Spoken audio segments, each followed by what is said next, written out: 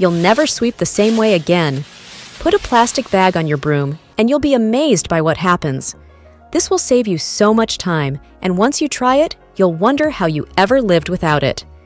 First, grab a regular plastic bag. Any bag will do.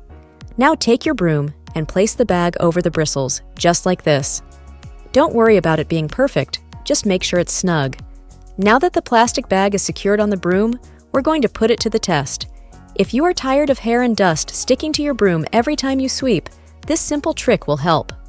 By wrapping a plastic bag around the bristles, you'll prevent buildup and make cleaning faster and easier. You will notice how the hairs and dust don't get stuck in the bristles. The plastic bag acts like a barrier, catching all the hair and debris without tangling it up in the broom. And when you're done, all you have to do is remove the bag, throw it away, and your broom stays completely clean. If you want to know the benefits of putting an ice cube on your nape, you can't miss this video. Click here to watch.